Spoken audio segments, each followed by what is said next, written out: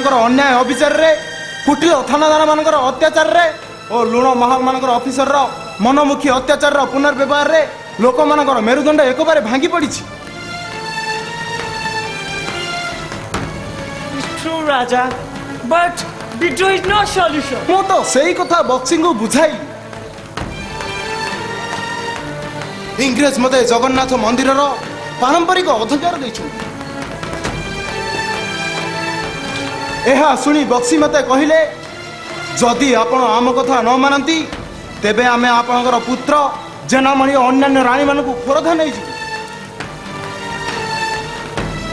मु भयभीत होई मूर्खक परी जेपरी सेपरी व्यवहार कली सेमानकर प्रस्ताव रे राजी हेली। आउ जीवा बळे बक्सी मते कहिले विश्वासघातकता जदि मु करे तेबे भृत्य हिसाब से जो दाबी मो उपरे थिला ताहा मु सेही दिन ठारू हराइबी बोली स्थिर होई जिवो। हे कैप्टेन मोर जदि किछि भूल थाए जदि आपनकर मते मारिबार इच्छा थाए तेबे हे पुण्य भूमि रे मले मोर स्वर्गवास हेबो। बक्सी जीवा परे मुक्तियार भरी और पुरस्तम हाथ में चिठी दे गुप्त भाव सामरिक ऑफिसर कर्नेल मजिस्ट्रेट हो कलेक्टर पाखक चिठा पठाई सारी। आपन को कथारे मोर विश्वास नहीं। मु आपन को कलिकथा पठाइबार आदेश देइथिली किंतु किछि दिन को स्थगित रखिछि। आपन को एबे बारबाटी रे बंदी अवस्था रे रहिबा को पड़िबो। No captain you are under arrest. No I wait you please please captain please. महाराज जेउ कलंकित मिथ्या चिठाऊ आपण निज सुरक्षा नै ओडिसावासी को सह विश्वासघातकता कले ताहा निश्चित रूपे पाइक विद्रोहर एक कलंकित पर्याय होई रहिबो।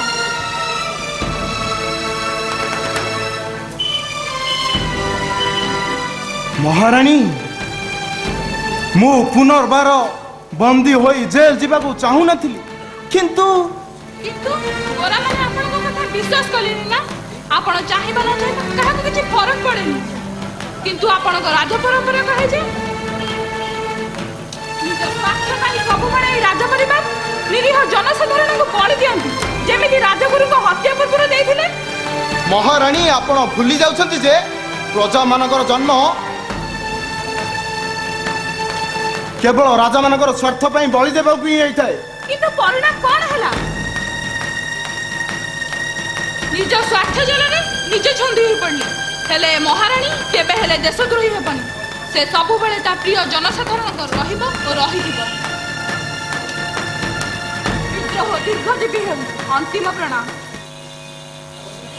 महारानी महारानी जीवन खाली जाऊ घर बोली कही तो कहले नहीं टिकिए खरर जड़ी जीव बोली जानी मु पारिली नहीं सुख बोली गोटे एमिति जिनिस धरा दे खसी जाए केमितिका जीवन ये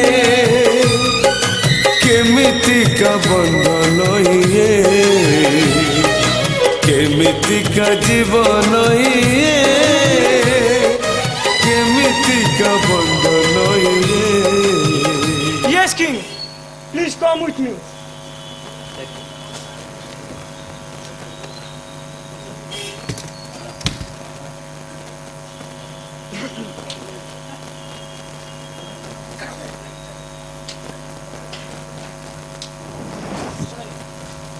आउ विलंब नुहे सैन्यगण एथर प्राण देवाकू हेबो।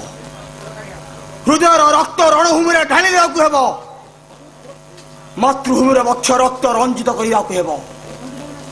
तुमे माने ए देश गढ़िच निज रक्त देई केते दूर दूरांत रे युद्ध भूमि रे दंडायमान हेइच निज तलवारी रे शत्रु वक्ष विद्ध करिया पई। तुमे माने उत्कल माटर सेई वीर सैनिक आस आशा सैनिकगण यही माँ पौर्णी डाक शुभुची सत जमी दशमुखी दुर्गा विकट गर्जन आस आस सैनिकगण प्रतिज्ञा कर जे युद्धभूमि थिबा पर्यंत शिविर को फेरिब नहीं। प्रतिज्ञा करछु फेरिबु नहीं। शत्रु को पादर दलिबु। हाँ हाँ शत्रुर रक्तपान करिबु। तेबे जाई फेरिबु नचेत मृत्यु को आवरी नेबु। विद्रोह निश्चय सफल हब। मने अच्छी सैनिकगण निशाणे शुणिले केमिति फेरी पड़िब। फेरी पड़िबु अतच सतर्क रहिबा। खूब सतर्क। शत्रु आम मानक पछरे धाई धाई शांत विक्षिप्त होगला परे पुणी फेरी पड़िबा। हाँ हाँ बुली पड़िबा। आउ आक्रमण करिबा। करिबा। सम्मुख युद्धर हुए तो संदेह ओडिया माने जीवन उत्सर्ग कर युद्ध करिवे। बड़ भीषण ही ओडिया जाति मरिबा तो हारिबे नहीं पछम जाबे देबे नहीं। विजय निश्चय सैनिकगण।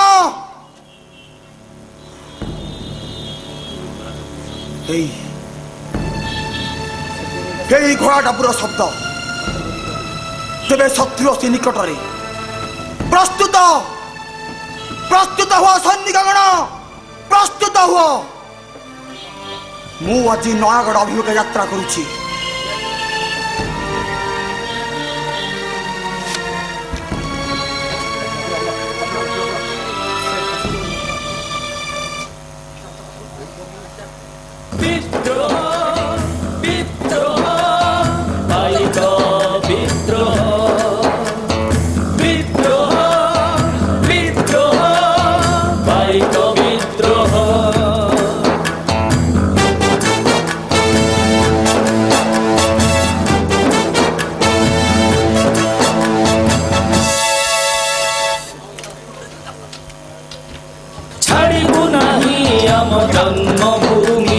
जन्मभूमि जन्मभूमि फिरिंगी आगे आमे जीवुनी हारी माटी बाजी डके हाथ ढारी आसरे वीर पाई रण हुंकारी बलिदान देवा माटी पाई जागरे जाग वीर ओडिया पुआ विद्रोह पाइक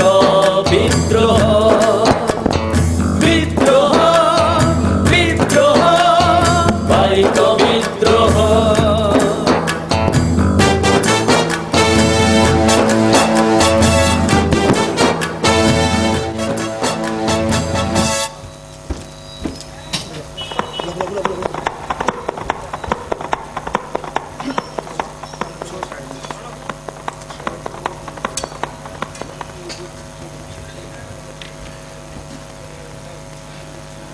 खाली पूरी पिपिली लंबे कोठ देशर सामरिक आईन जारी करदेले हबनी। आमको यथा शीघ्र बक्सी को धरवाक हेब। डुबंडर पाइक मानक ऊपर अटैक हेउछि। इच पार्ट टू विद्रोही मानक ऊपर अटैक हेउछि। फरम गुरु हम थाना ऊपर अटक करी बहुत लॉस करिछि। कुजंग राजा को अटक करी मु कटक नेबे पे परवान जारी करछि। आ नारायण फरम गुरु आन कामदेव पटज सिंह को विचार करी लाइफ फॉर दीपांतर करा जाइछि। से बक्सी डाकरारे विद्रोह 10 बल 8 मलिक बहुत अंचल प्रभाव पकईछि। आ से गंजामरी घुमुसर राजा शिखर भंजक बेली माला अंचल अशांति लगेछि। बक्सी विद्रोही मानक सह ऑफ साइड हमके जेबे संबंध न रहउ ए उद्देश्य रे हम घाटी एरिया मानक रे हमर सोल्जर जगी अछंती। केते को लोक मोगलपंथी अंचल रे न रही गरदाक अंचल को आछंती। किंतु राजा माने अर्धसामरिक होइतबार पीपल विद्रोही मानक विरुद्ध रे कोनोसी अभियान जारी करि पारु नहंती। घुमुसर राजा बक्सी वंशर वैवाहिक सूत्र बंधु थिबारु घुमुसर राजा ठानु बक्सी लोक दल साहाय्य पाइबा किसी असंभव नुहे। गंजामर शेरगढ़ राजा बक्सी ससुर शेरगढ़ मध्य बक्सी दल बहुत साहाय्य पाउछि। बक्सी को धरिबा तो सहज नुहे कैप्टेन। डोंट ट्राई हमर कोनोसी खेती हेले टोटल ओडिसा को फिनिश कर देबो। हमें तो तमर किसी करिबनु करे सर। हमो केवल तुम अस्त्र दरकार अस्त्र दियो। सरकारी अस्त्र घर चाबी दे। हमें अस्त्र सब नबु। हां मुला नउछि किंतु तुमर किछि हबनी एमपी साहेब। ଆମର କେବଳ ଚରଣ ପଟ୍ଟନାୟକ ଦରକାର। ରେ ତମେ ମାନେ ସେ ପାଗଳଟି ପାଗଳ ହେଇଛୁ ବୋଲି ଆଜି ତତେ ଧରିବାକୁ ସୁଯୋଗ ପାଇଛୁ ଚରଣ। ଏ ବେଇମାନ ଚରଣ ପଟ୍ଟନାୟକ ଏଥର ଡାକ୍ତ ଫେରିକି ସେମାନେ ତତେ ବଞ୍ଚେଇବେ। ଏ ମୁହୂର୍ତ୍ତ ତୋର ଶେଷ ମୁହୂର୍ତ୍ତ, କାରଣ କିଛି ବକ୍ସିଙ୍କୁ କିଛି ନିମ ଗାଁ ମାରିବାକୁ ଆସିଥିଲେ। ଏବେ ତୁ Captain Lecturer, please come. We will go. Captain ସାହେବ ଏମ୍ପି ସାହେବ Goodbye, Charan. Goodbye. ନାଇଁ ଏମାନେ କଣ ରକ୍ଷା କରନ୍ତୁ। ନାଇଁ କ୍ୟାପ୍ଟେନ୍ ସାହେବ ନାଇଁ ଏମ୍ପି ସାହେବ ଏମାନେ କଣ ରକ୍ଷା କରନ୍ତୁ କ୍ୟାପ୍ଟେନ୍ ସାହେବ।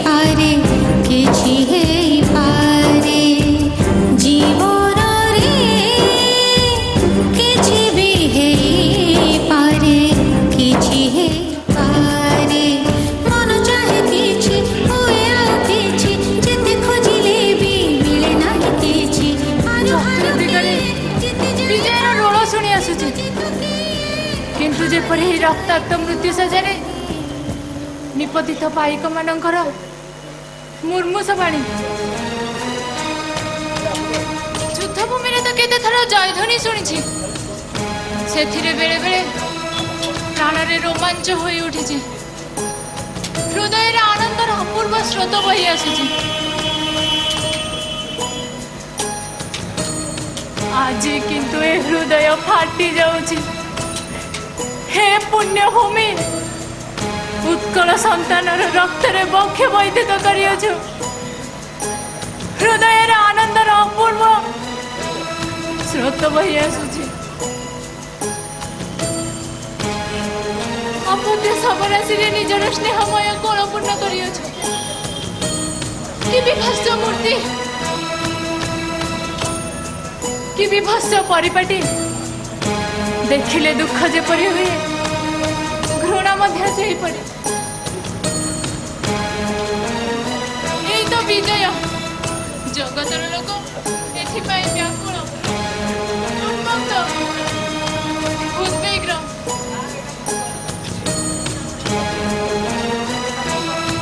अन्य मानव प्राण रे दुर्गर लालसा अपत्य स्नेह प्रतिफलित हेबार प्रजागण देशर जीवन सकल सुख दुख आकांक्षा अभिलाष पाशरी नहीं आज अंतिम भूमि सज्जा शोइछन्ते आउ सेही मानक सबर आसी उपरे पाद रखी मु तुम निकट को चली आसी प्रणाम महारानी आपण एठी ए सेवक गृह रे असमय कि निमंते रक्तपात खोर्धा सिंहासन ताहले बरं पथर भिकारी बा श्रेयस्कर पाश्चल्य प्रतिपालित এই প্রজাମାନଙ୍କୁ मोर এই তরবারে সহ্য সহি হেবার মু দেখি পারিনি নাগমণি রাজ্য সেটা অতি তুচ্ছ সিংহাসন সেটা অতি হেয় কাহিকি রাধামণি কাহিকি संबलपुर राणी मुक्ता दे खोरधार संबलपुर जीवा बाटरे दले विद्रोही पाइकंक द्वारा आक्रांत हेले सेथिरे राणीकर बहुत जिनिस पत्र लूट करी पाइक माने नहीं गले गजपति आज बारबाटी एक संकीर्ण कोठरी रे बंदी प्राण पूज्य बक्सी ओ देवर दुर्गा प्रसाद गढ़ रे रही विद्रोह परिचालना करुछन्ते सबुआडे बक्सी साहाय्य जाउछि विद्रोह अविरत ना समाप्ति कुमुसरे बक्सी को साहाय्य मिलुनी केते दिन राधामणि केते दिन आमे स्त्री माने मथार सिंदूर ଉପରେ हाथ रखी अपेक्षा करबा सिंदूर पोछिबा ना फुलर माने सिंदूर ଉପରେ सिंदूर लगाई स्वामी को दीर्घायु कामना करबा राजा दिए बलिदान तो केतेबेले पात्र मंत्री और सेनापति प्रति मुहूर्त साधारण प्रजा प्रश्न उत्तर रही बलिदान महारानी आमे तो प्रजा दुर्भाग्य आमर चिरसाथी प्रति मुहूर्त भाग्यर तीक्ष्ण खड्ग उपरे चलिबा आमर अभ्यास किंतु आपणक सौभाग्य आम कार्यपंथा उपरे निर्भर करे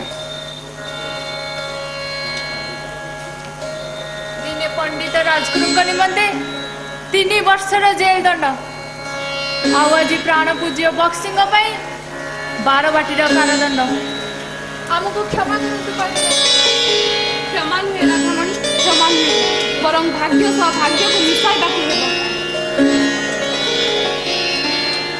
स्वामी मानक पत्र यात्री होई ब्रिटिश सुफल को आदरी नेबा को हेबो कारण स्वामीर भाग्य स्त्रीर भाग्य सह गोटी सूत्र बंधन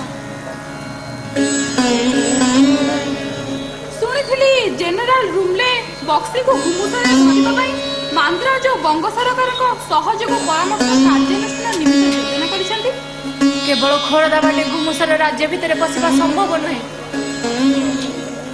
कारण यह घंच जंगल रे परिपूर्ण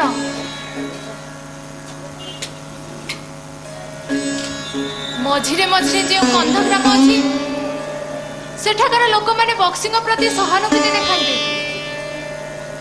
से माने निश्चय सेठार खसी चली अनेक विलंब होला मु आसुछि ब्रिटिश गुप्तचर एई गोटी थाई पारन मो द्वारा कोन साहाय्य आसथिले सीता निश्चय प्रेरण करबा धन्यवाद महाराज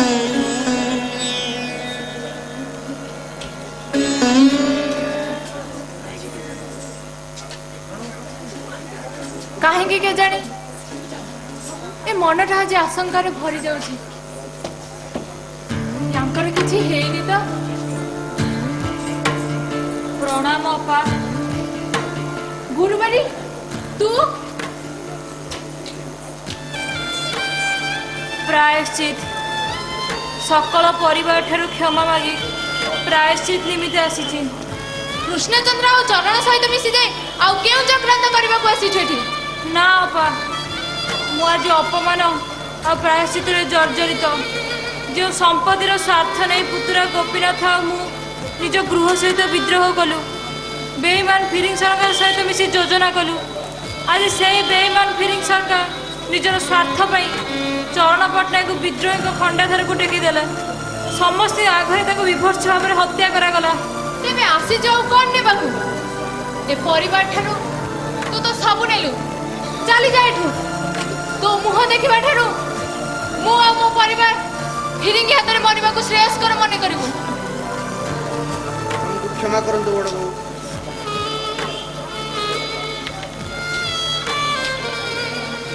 ସମ୍ପତ୍ତି ଲୋଭରେ ମୁଁ ଆଉ କାକି ବହୁ ତଳକୁ ଖସିଗଲୁ। ଆଜି ଫିରିଙ୍ଗି ରକ୍ତମୁଖା ଗୋଟିଏ ପରେ ଗୋଟିଏ ବିଦ୍ରୋହୀଙ୍କୁ ଧରି ଆଜୀବନ କଳା ପାଣି କିମ୍ବା କାରାଦଣ୍ଡ ଦେଉଛି। ଆମେ ଆଜି ନିରାଶ୍ରୟ, ଆମେ କାହାରି ହୋଇ ରହିନାହୁଁ। କାକି ଅନେକ ପାପକର୍ମରେ ଲିପ୍ତ ରହିଲେ। ମୁଁ ନିଜର ସ୍ୱତନ୍ତ୍ର ଇଷ୍ଟେଟ୍ ଲୋଭରେ ଇଂରେଜଙ୍କର ଗୁପ୍ତଚର ସାଜିଥିଲି, ହେଲେ ସେହି ଇଂରେଜ ଭୟରେ ଆମେ ଆଜି ଲୁଚି ଲୁଚି ବୁଲୁଛୁ। ଏଥିପାଇଁ ମୁଁ କଣ କରିବି?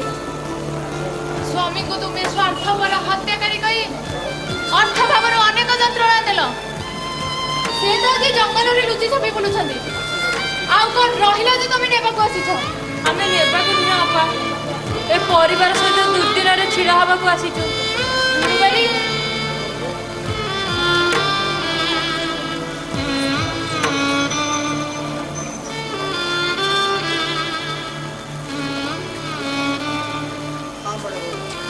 ସେନାପତିଙ୍କ ସଂଗ୍ରାମ ସହିତ ଆମେ ଗୋଟିଏ ଗୋଟିଏ ସାମ୍ୟ ହୋଇ ଛିଡ଼ା ହେବାକୁ ଗୋପୀନାଥ,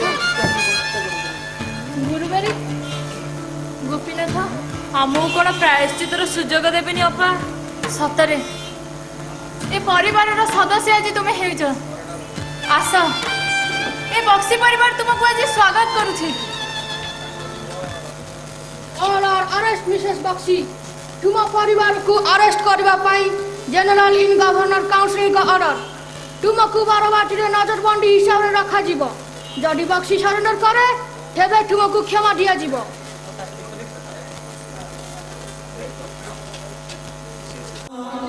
तू तुम तारा रा तू तुम तारा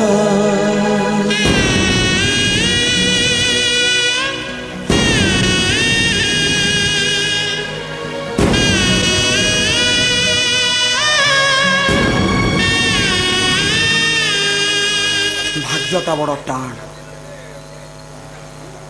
ଦୁଇଥର ଖସିଗଲି ଫିରିଙ୍ଗି ଚକ୍ରବ୍ୟୁହ। ଏଥିରେ ସମ୍ଭବତଃ ଥିଲା ବିଶ୍ୱାସଘାତକତା। ଏଥର ପୁଣି ଏକ ଦୈବିକ ପାଖ। ହେ ଯେପରି ଏକ ଘୂର୍ଣ୍ଣିବଳୟ ପ୍ରବଳ ବେଗରେ ବହି ଆସି ମୋତେ କୋଳରେ ବସାଇ ଘେନିଯିବ।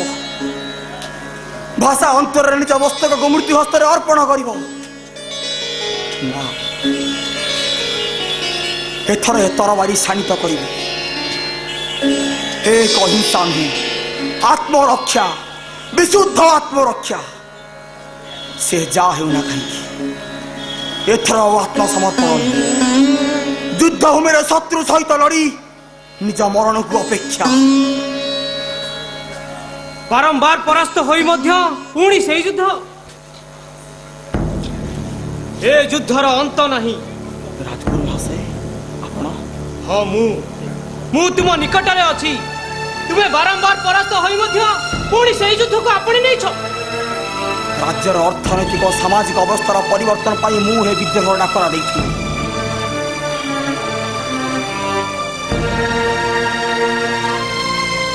ଉଦ୍ଦେଶ୍ୟ ଥିଲା ଜୀବନ ଓ ଭାଗ୍ୟର ପରିବର୍ତ୍ତନ। କିନ୍ତୁ ଅଜୟ ଶକ୍ତିଶାଳୀ ଫିରିଙ୍ଗି ଧୀରେ ଧୀରେ ଗ୍ରାସ କରି ଯାଉଛି ବିଦ୍ରୋହର ଜ୍ୱାଳାମୁଖୀକୁ। ମନେ ପକାନ୍ତୁ ସେନାପତି, ସେଇ 14 ବର୍ଷ ତଳର କଥା।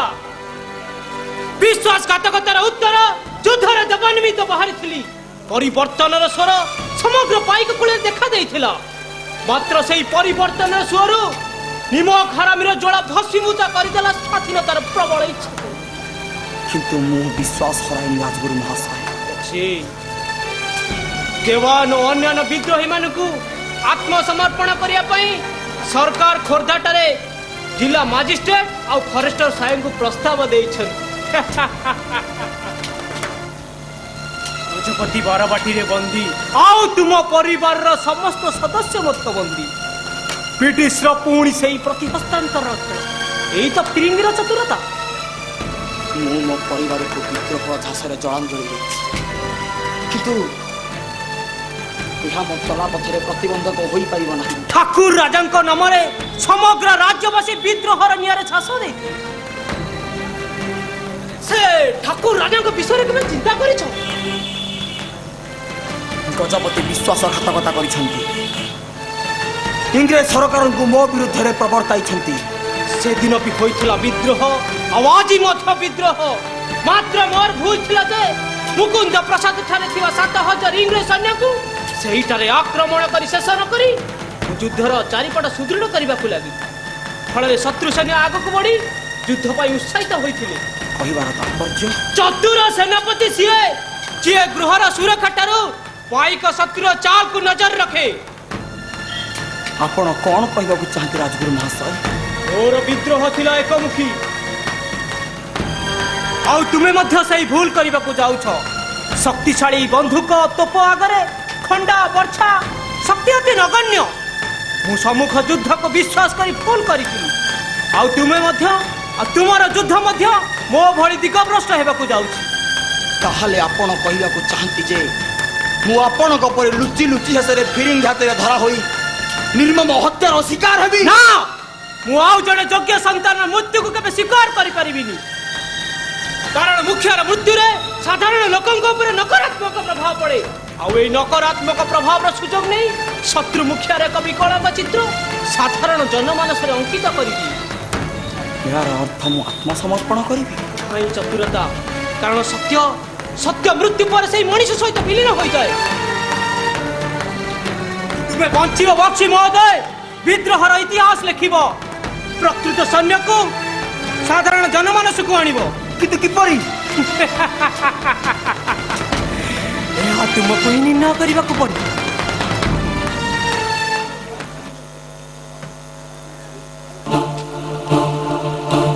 दिन जीवारे चिन्ह रहिबा तोर किराती देश गाइबा तू ही करुछु जेउ कराणी ताको भूलिबा नाही धाणी।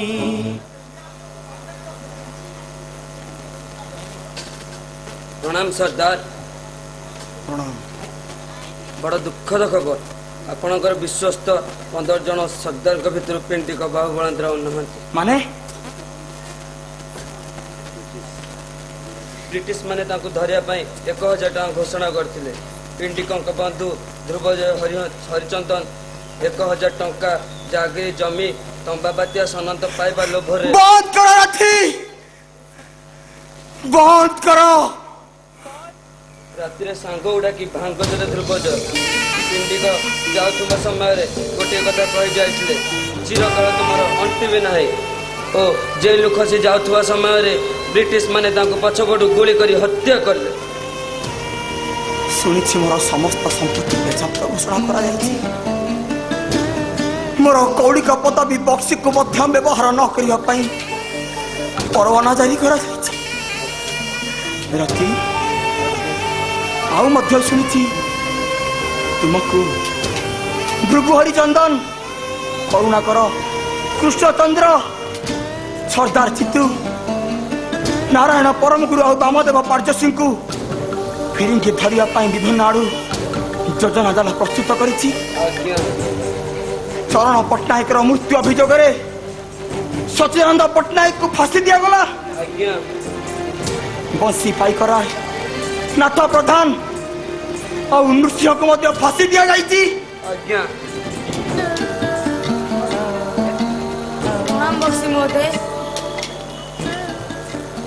ये औपचारिकतार आउ कौन सी आवश्यकता नहीं दुर्गा प्रसाद एक दुखद संवाद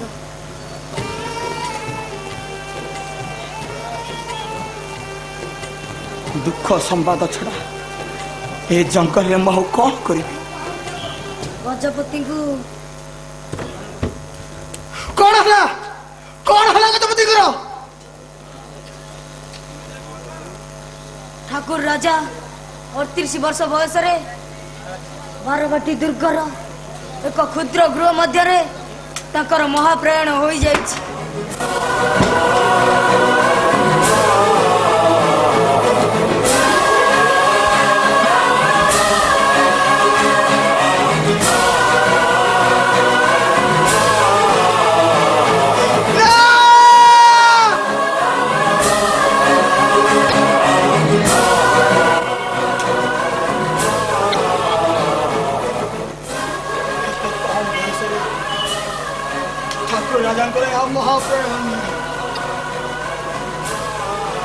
यह हत्या राजगुरु समय कर्णेल हारकोट महाराजा को जबत करने आवश्यक बोली कही